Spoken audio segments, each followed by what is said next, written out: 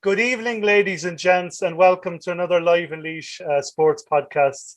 And I'm delighted to be joined by my co-host, Stephen Kelly. How are you, Stephen? How are you doing, John? All good? All good, all good.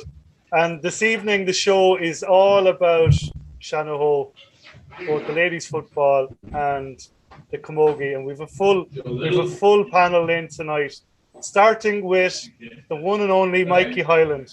Mikey, how are you today? Good, we are good. Great to have you, Mikey. Thank you. Phil Ryan. We also have Phil in. Hello, Phil. Hi, John. How are you? Thanks for coming along. Thanks very much for inviting us. Absolute pleasure. If we didn't this week, we'd be shot. Of all weeks, we'd be shot, so we would. Delighted to be joined by Mary Kerwin, now Mary Griffin. Hi, Mary. Hi, how are you? Hi, John. How are you? Great, thanks, Mary, for joining us. Delighted to be joined by Eimear Quinn. Hi, Eimear. Hi, how are you? Hi, Eimear. Eimear Barry. I don't know why I have Eimear Quinn in my head. And I'm not able to sing either. Aren't you? Oh, that's why. Sorry, that's why, exactly. You have no singing voice, no? No, not at all. You were never tempted to go up on the stage, no? I go on stage, all right, but that doesn't mean I'll be able to sing. Very good. Thanks, Eimear. And we're also joined by Alice Walsh. Hi, Alice. Hi, John. How are you? Great. Thanks for joining us as well. And we'll start with Mikey Hyland, the man of the moment, the man who's going to get a really big award this coming Friday, a fully deserved award, because Mikey, you were one of the founders of Shanahoe Ladies Football Club way back in 1994. Correct, yeah. That is right, yeah, 1994, yes. Yeah, and can you remember back to those days? Why was the club founded, and can you name the people who started the ball rolling, so to speak? What is somebody? This club started in 1993. Clough won the Coming of Month School in the ladies football, and Shanahoe won it the same year. So we decided then, we met a few people, Mary Ann Kerwin, Jimmy Ryan, and Agnes Kerwin, I think Pat Bow. So Mary could have been forgotten. But we decided then in 1994 that we'd start a club with ladies football. I started from there, starting with 18 players. Won that in the first year.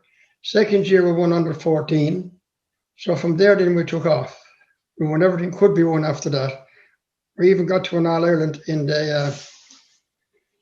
Dublin in the mini sevens. So we done okay.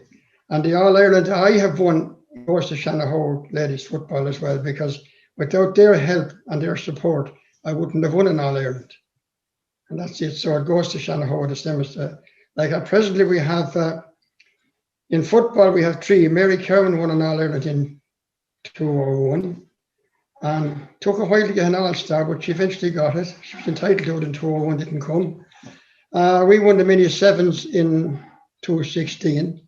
That was two, and that's three. And one I got this is for Shanahoe as well. That's three All-Irelands and in ladies football and an All-Star. Not too bad in the one club.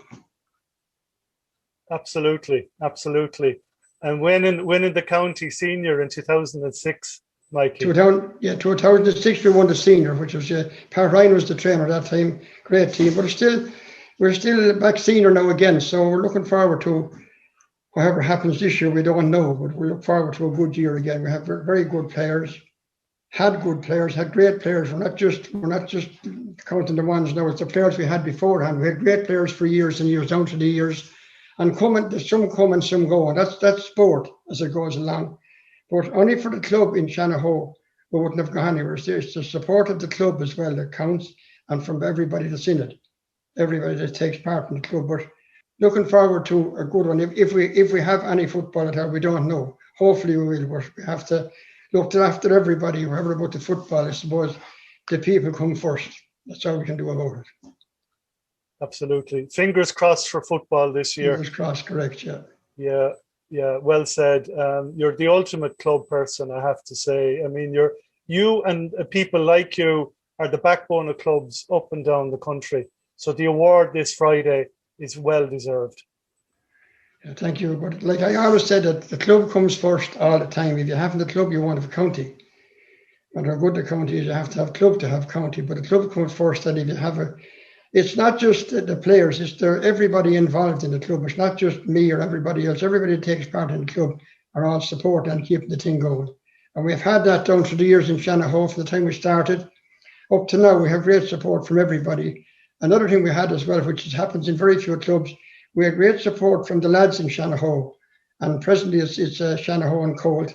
So we had great support from them for years. Anything we wanted to field, we was able to get it. And now it's even better still since Shanahoe and Colt joined. We have 2 fields, so we won't be short of field any of the time. We have Colt and Shanahoe. So you're a dual pitch club.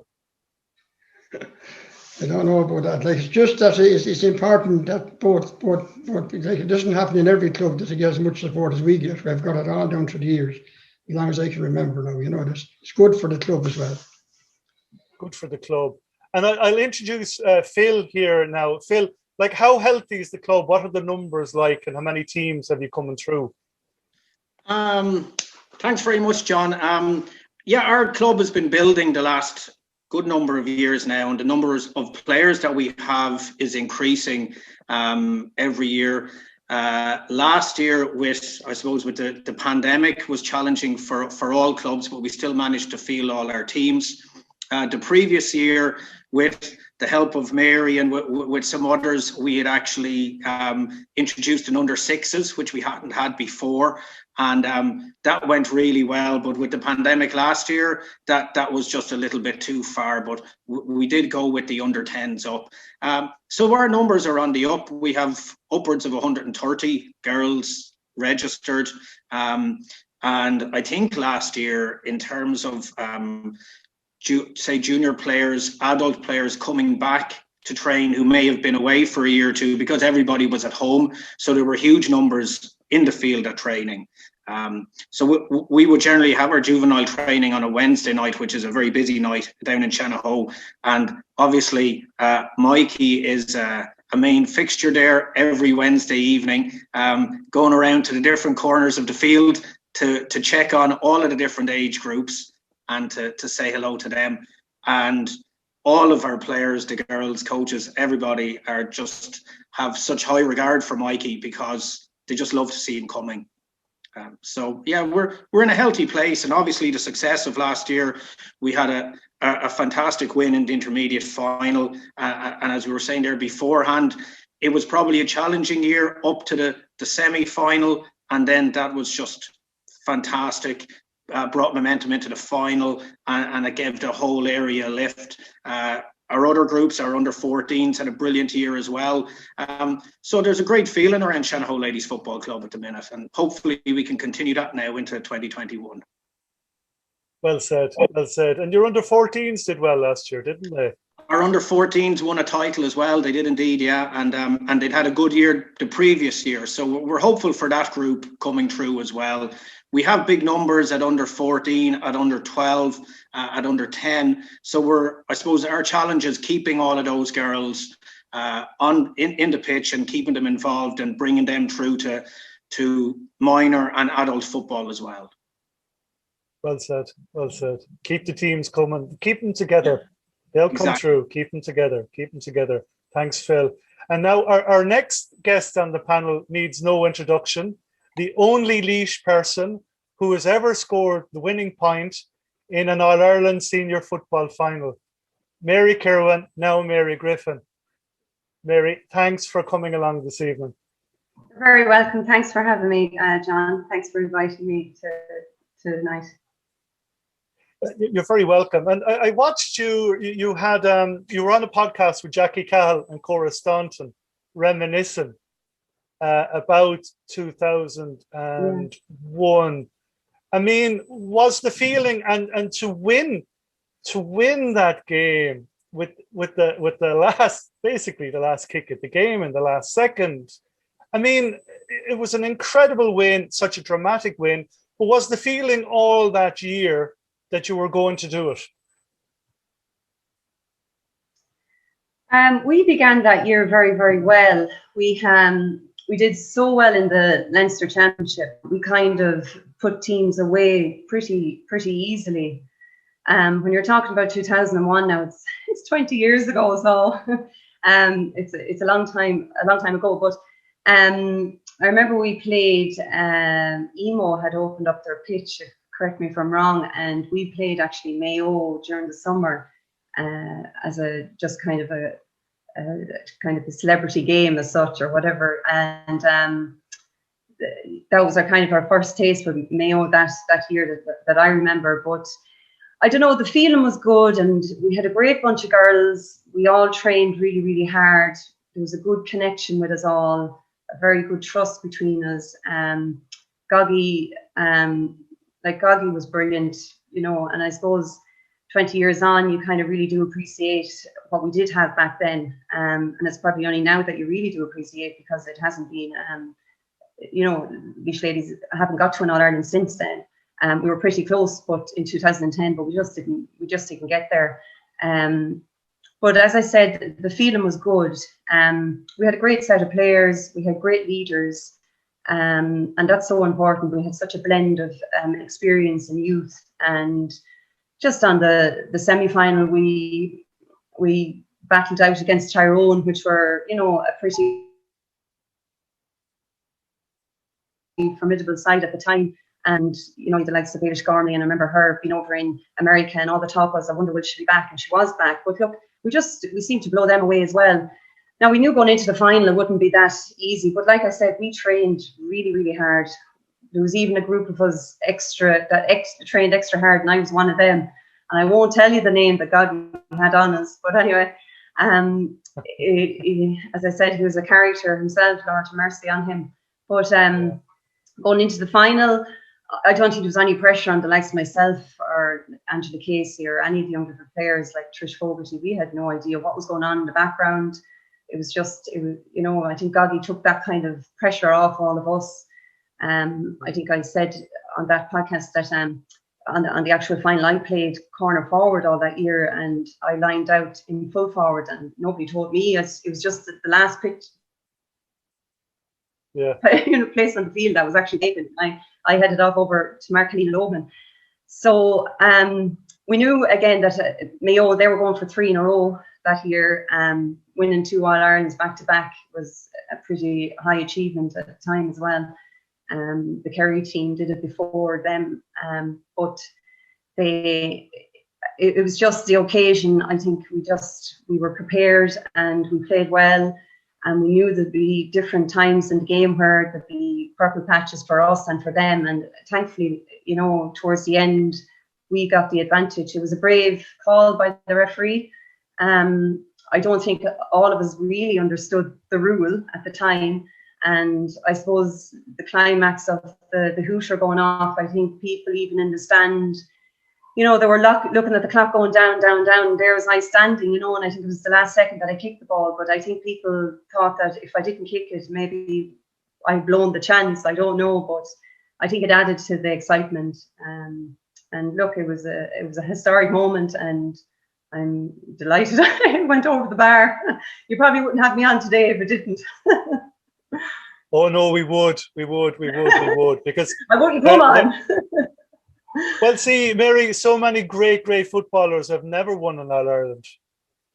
You know, yeah, there was so many footballers there that built that the momentum for us. You know, you had the likes of Mags Brennan and Connie Conway, you know, some great footballers before us that didn't get that chance, and they were so delighted, you know, that it finally came. And, you know, it's a pity for them that they didn't actually, you know, get to win the actual All-Ireland. But that was just the timing, I suppose, you know.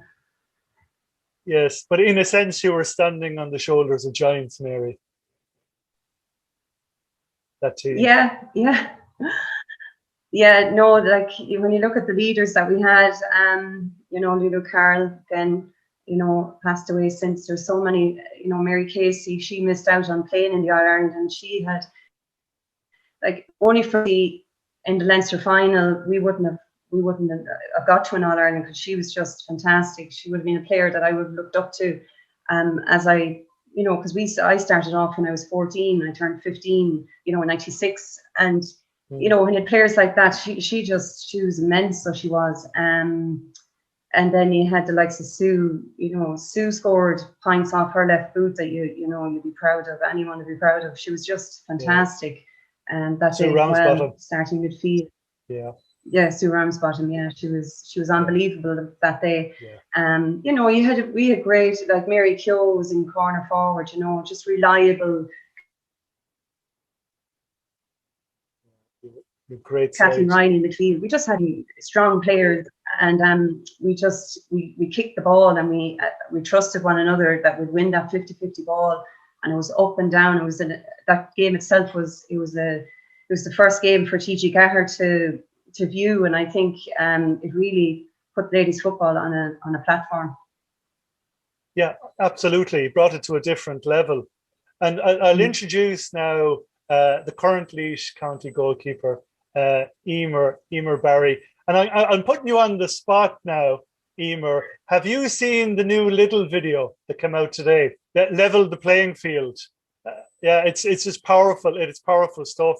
And I mean, what's your take on the whole Little sponsorship of the ladies football? Well, like, it's great that you have such an organisation behind ladies football, because as we know, resources and finance are huge in ladies football, and anything that we can get, we need. There's possibly maybe not a level playing field out there at the minute when it comes to equality in the game. As Mikey has referenced already, we're very lucky in Shanahoe that there is great goodwill from the men's club that they facilitate us when it comes to fixtures and training. They are excellent. But, I suppose it is important to have groups like Little and TG Gahar behind ladies football. It's just a powerful video. It's just the timing of it just coming out today and having you all on today.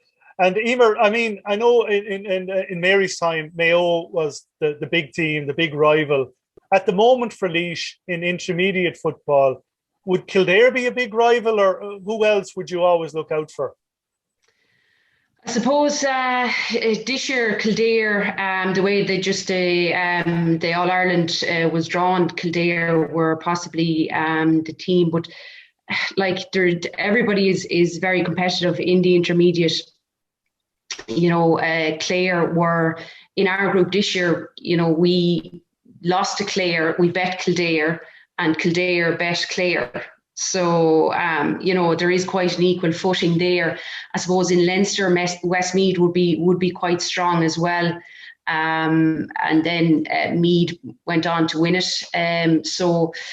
If you're looking on to next year, possibly Westmeath, Kildare, if you're hoping to get to an All-Ireland, to win an All-Ireland, they're the teams that you're going to have to be beaten. Absolutely. But on the basis of last year's county final between Sarsfields and Portlaoise and some of the other games that I covered, I mean, the talent is definitely there to kick on. Yeah, there is fantastic talent. I've been away from the county setup, and I just got back involved last year, and there's fantastic quality there, and there's a good mix of experience and youth. There is some fantastic players coming up in St. Conleth's, and also Portlaoise pushed on this year, which is important for them and also for ladies football in Laois. Sarsfields are never going to be too far away, and Ballyroan as well are a good up and coming team and possibly need to push on in the intermediate. Parkragh and Esca are always thereabouts as well, and Timahoe. So, if you look at schools football, School Crease 3 in Portlaoise have done fantastic as well. So that just goes to show that there is a depth of talent there in Laois. Yeah. So exciting times lie ahead for the county setup. Yeah, hopefully, yeah. Yeah. And one of those shining lights coming through is Alice Walsh. Alice, how are you this evening? Hi, John. How are you? Great. Now, you're a dual star. I remember you captaining the minor B Camogie side 2 years ago to an All-Ireland. What was that like? That was probably the highlight of my sporting career so far, was winning that All-Ireland with Laois Camogie this year.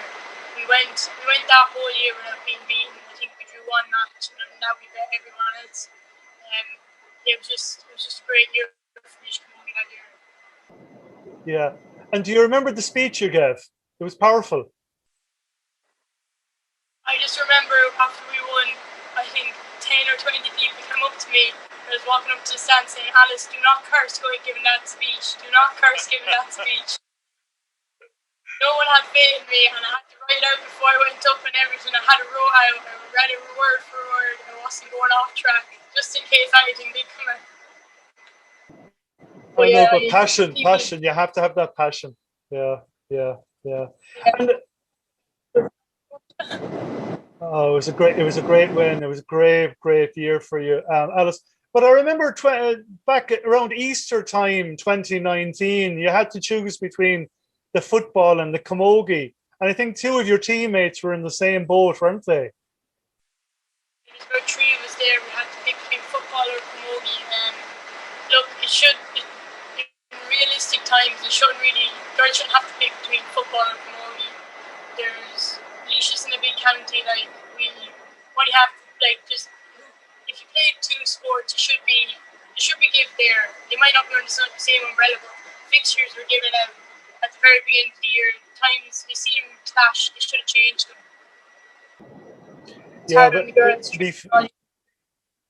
It's very hard. Well said, Alice. But to be fair, it's not only Laois. I remember last year it happened down home in Tipperary, and the Care Camogie and Care footballers. It's basically the same squad.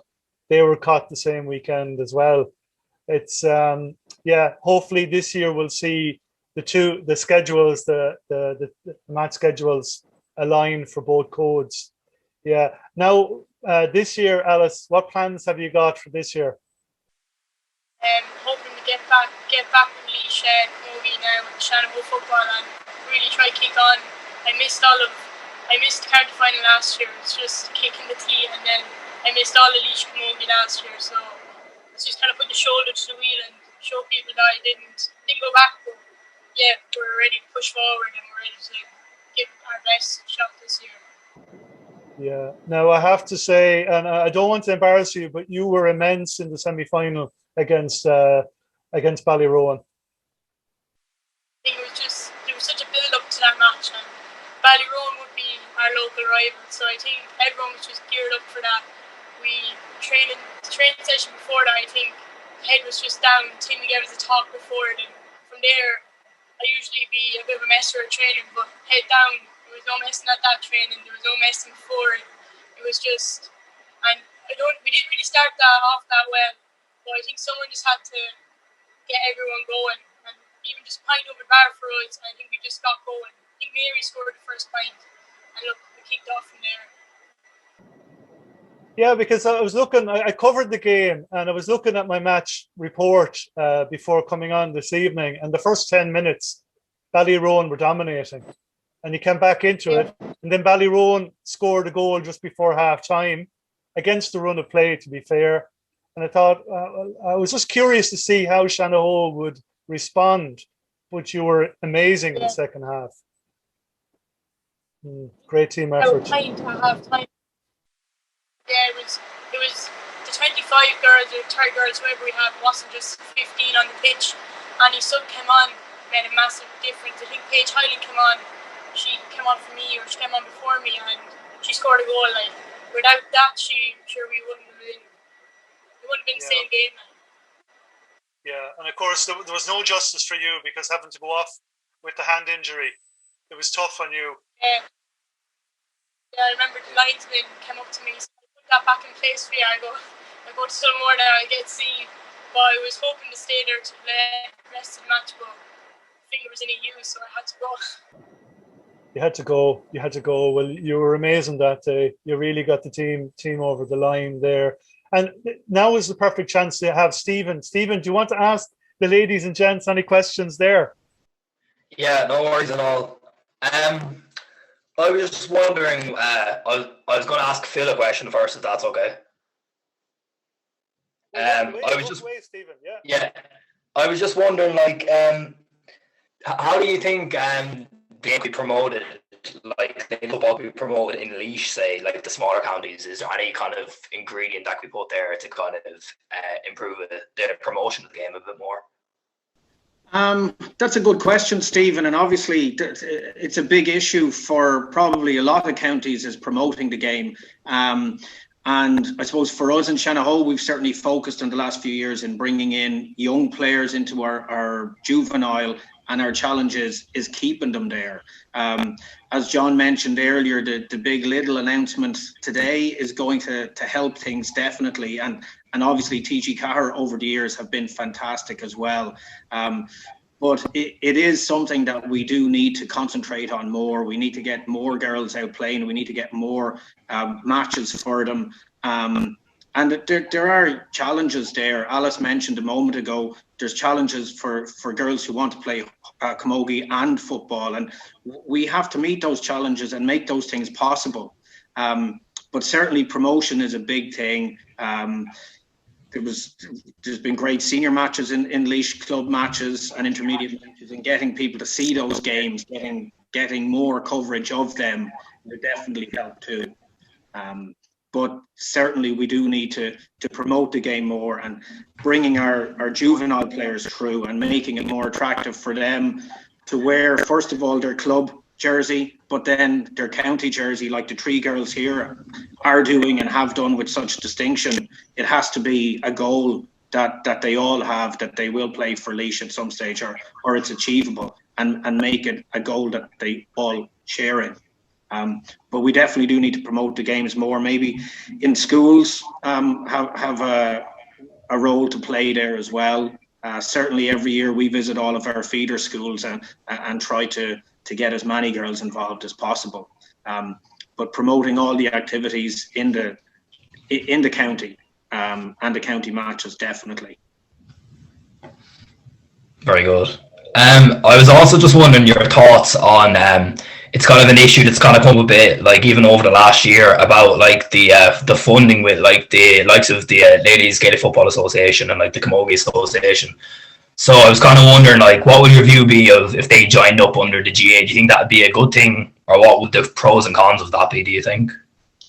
I think my own personal belief is that we would all be much better off if we were all in one group. I would have, I suppose my first playing days were in Dublin and Ballyboten, St. Enda's, and Ballyboten up there is a huge, big club. Yeah. But it's got hurling, it's got football, it's got camogie, and it's got ladies football, and they're all the one club. They have their own committees in the club, but everything is timetabled to suit everybody and give each code their share. And I think if we had a situation where ladies football and camogie, first of all, were able to work closer together in terms of fixing matches, first of all, and ensuring that everybody has that possibility of playing both codes. I think that's very important for organisation. And then obviously it would lead itself to a bigger possibilities in terms of fundraising if you have more people involved. And I mean, we've spoken about, I mean, Shanahoe Hurling Club have been fantastic to us in the few years I've been involved, but going back, as Mikey said, to 1994, Shanahoe have been there, Colt have been there anytime we've asked. But these girls have all grown up in families where they've been down in those hurling fields as well. So they're as much part of the local setup as the men are, you know. So really it is something that we should all share. So I would definitely be an advocate for joining together. I think we'd be stronger if we joined together. And I think that's important. Yeah. I live up in Dublin now myself, so it's almost as if we swapped roles. So I live in Portmarnock, so Neymarnock is just outside my window there, pretty much like right outside the window, and it's the same thing. Like you have hundreds of kids on a Saturday morning when you could, obviously, at like 9 o'clock in the morning, you woken by them shouting out the window, whatever. And it's crazy. The numbers they have is through the roof. Like, it's mad. You see it, there's 6 or 7 pitches just there. Like, it's mental stuff. So I probably would go along with what you said there. I always thought that if you had it kind of everyone as under the one thing would make it stronger. I feel like the fact that you're separating them is like that's almost giving a disservice to, say, the Laois football and like Mogi. You're like you're your own and we're own. Like, that's never been a good mindset in my view to have, really. No, and I think we saw that this year in terms of fixing of big inter-county matches where fixtures had to be changed to allow for, I don't want to give out about that because obviously there was a hurling team preparing for an All-Ireland final. So, but moving ladies football matches or camogie matches to facilitate, it is, disrespectful in a way. And it is belittling. So I think we all have a part to play, and ladies sport is on the up in every code. Numbers going to matches are improving all the time. Participation is improving all the time, and we do want to see a place where it gains parity. So I think together definitely we're stronger. Brilliant. Very good, very good. I was just wondering, I was going to ask Mary, because obviously Mary has played against Cora Staunton a couple of times, I would say, over the years. I was just wondering Mary's view on if she was given the opportunity, say, when she was playing, would she have gone down under for the winter to play for a professional team? I was just wondering, just curious, really. But are you curious if I would have gone? Yeah, during the winter.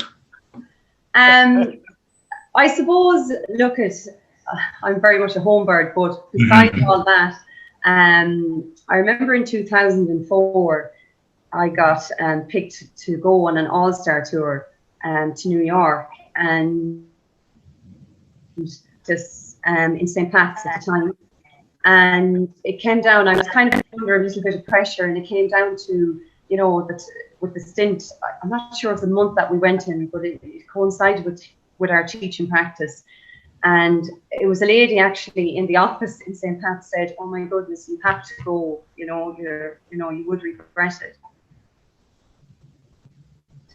And I look back and I just said, thank goodness I listened and I went, because you would have regrets. So I'd be hoping the Mary back then would have went and took up the opportunity, because opportunities like that don't come knocking on your door. And I think you should just take them whenever you can, whenever they arise. So I'm hoping I'd say yes back in the day. Have you like ever watched any, like, I know TG Carr have started showing coverage of it. Have you ever like looked at it just to see, like, obviously there's probably different rules and stuff. I haven't actually personally seen it myself yet, but I presume there's kind of like the men's would be a bit different with the football and the Aussie rules. I haven't actually seen a full game. I suppose the interest in it has gone up a little bit since the likes of Breed Stack have gone out, and Shanahoe Ladies and a few other girls have gone out, other than Cora Staunton. So I think the interest is a little bit, it's on the up, and I suppose that TG Carr are also shown are covering it as well. So now I haven't seen it, but like with more girls going out, I think it's something that we probably will look at. I think it's brilliant that TG Carr are showing it. It's just fantastic for the girls even that are out there, to have. I think the last time they did something similar with the men, where they had the Irish, my goodness, the name of it is the Aussie rules, when they came to Ireland, like the ladies did that as well. And Trish Fogarty, I think she was the only one from Laois that was playing for Ireland that time. It was brilliant. I didn't make that myself. But no, certainly it's a great interest, since all those girls have committed to going out. It's a great opportunity for them, and they're great to take it on. And Eimear, just on to you. Would you be half tempted to go down to Australia and follow the likes of Orla O'Dwyer and Aisling McCarthy? Yeah, I suppose if an opportunity like that presented it to anybody, I think it'd be very hard to turn it down. just to even experience a different culture, and I suppose the professionalism that goes with the Aussie rules. It would be something, it'd be a challenge, I think, that anybody would love to take on. Yeah, and is there a Laois player coming through that might be good at the game down under? Well, I think we might have one in Shanahoe in Alice. Probably would fit the bill. Her physicality she brings to the game, her level of skill, and myself and Mary were only reminiscing about that night in Ballyrone there the other day, and we just said like that. The Alice really led by example, even though she's one of the younger players on the team. Like, she gave us the impetus to push on, and I suppose the belief that she showed that night, it filtered down through the rest of us. And I remember thinking after the game, we were gutted that she was missing as well for the final. Like, it was bittersweet at the end of the game, because we were probably thinking like if we had us playing at that level for the final, we would have definitely been unstoppable against Park Rathneska. But thankfully, anyway, we did manage to go on and beat them. But to answer your question, yeah, I think Alice might be maybe heading to Australia soon enough if she stays going the way she's going. Well said, Eimear. Well said. And Alice, watching the final, I mean, is it worse being a spectator than playing in a final? Oh yeah, 10 times worse. I remember standing on the sideline, and he wanted us to sit in the dugout, sit and stand, and I said no, we're all standing on the sideline. But I had my head in my hand when Mary was kicking the ball up. I had full belief. I wasn't going to look, and I just heard the roar from the crowd, and I was like, yeah, she put it over. But I think I was hoarse by 10 minutes into the match. I was roaring from the sideline. I would love to get in there. I tried to do the warm-up. I had 2 wires in my finger. I had the full glove bandaged up.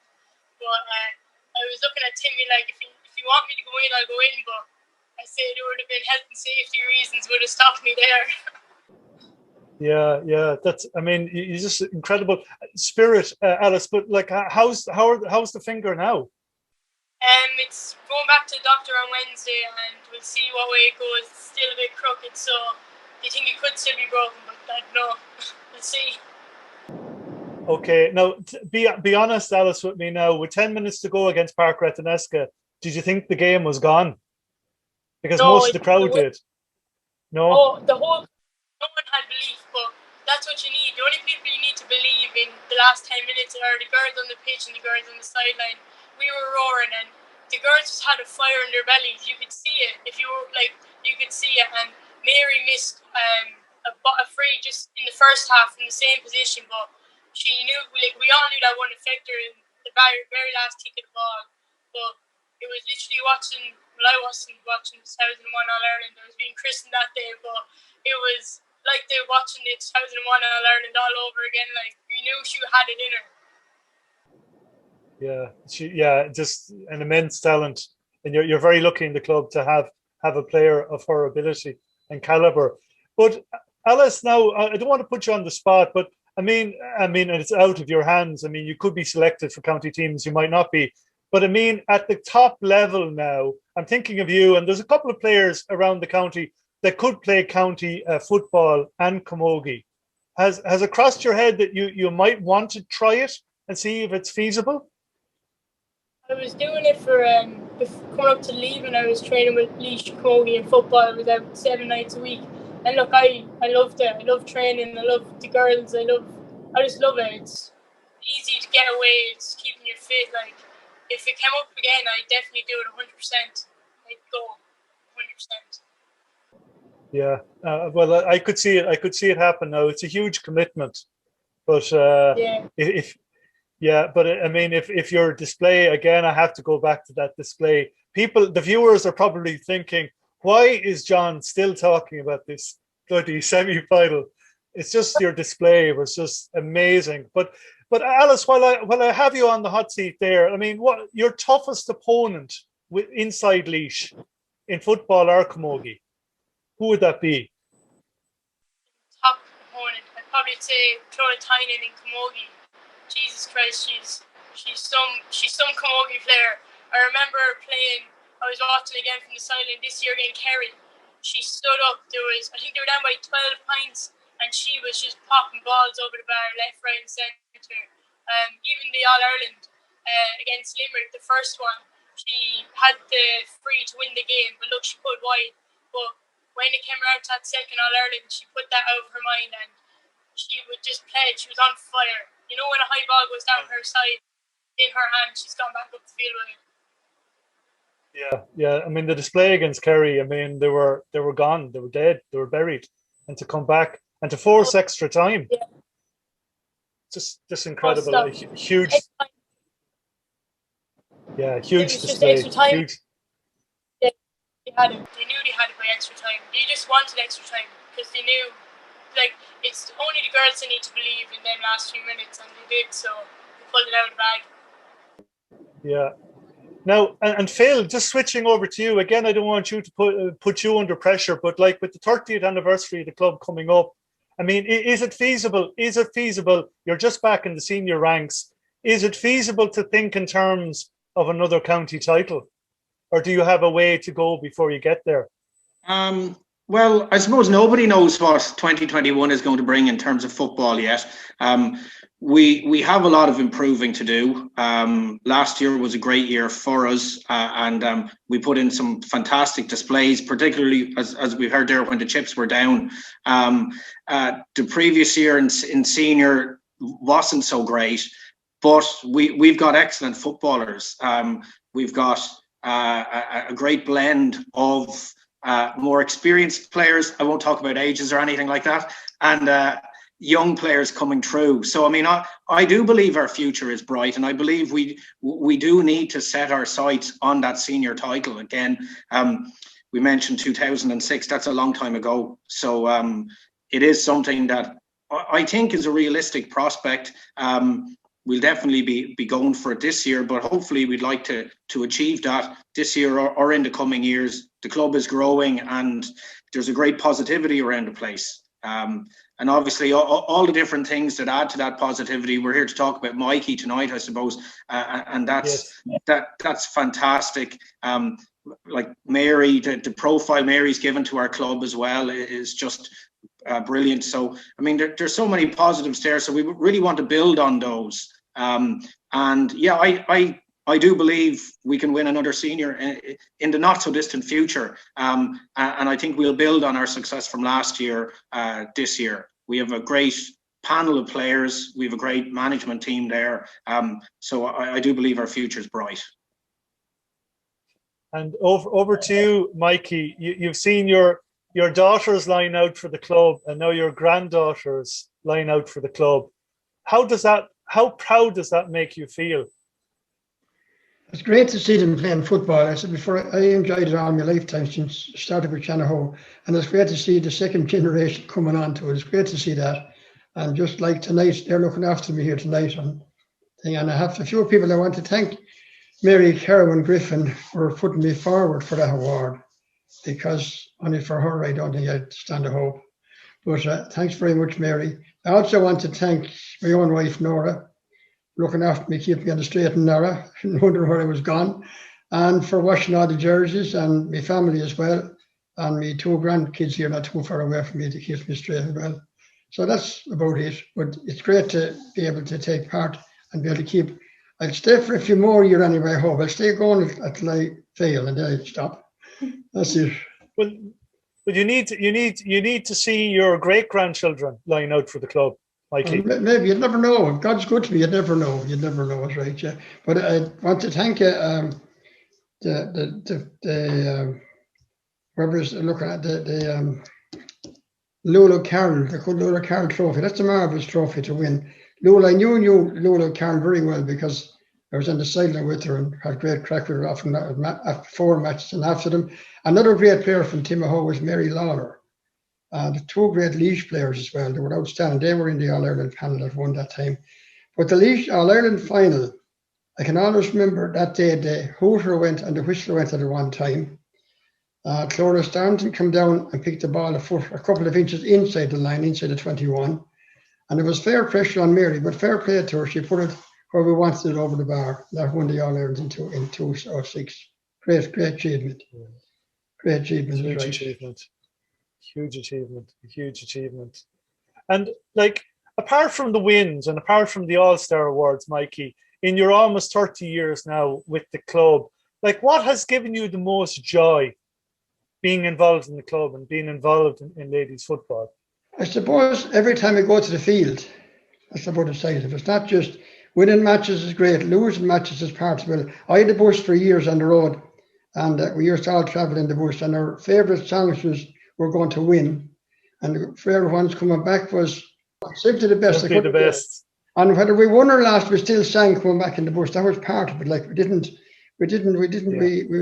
was all part of sport. That's what sport's about. You can have a great game and we lose by a point. And you can have a great game and mightn't have such a good game and win.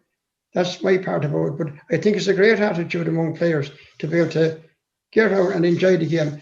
I always told the girls going into a match, outside the white line, they're lovely girls, shake hands all the way. But once you go inside the white line, you're a completely different player.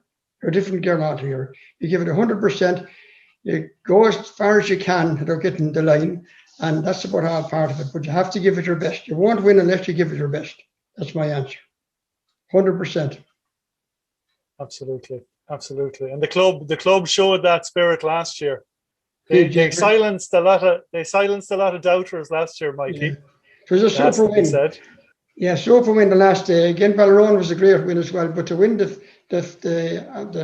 final that day, I think we were 5 or 6 players down that day. Unfortunately, my own 2 grandkids lost out that day because one of the lads got tested for this disease and couldn't play that evening.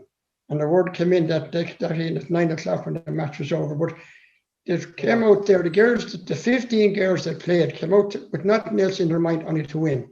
And that's how you go. You don't go out to lose. If you go out to lose, you're in bother. You go to win you go to win the match.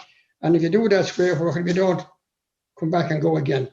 That's about my part of it. But I had a great, last year was such a tough year with training. I think that was a great thing to get 2 finals to Shanahoe last year, when there was very few finals won anywhere. So I think it was very good for the club as well. Yeah, well said, Mikey. And we had to leave you with the last word tonight of all nights. You're an inspiration. You're absolutely an inspiration. And I hope all the viewers at home enjoyed our chat with you and your club mates. It's great. And I have to say thank you to Alice, Eimear, to Mary, to Phil and Mikey for coming on tonight.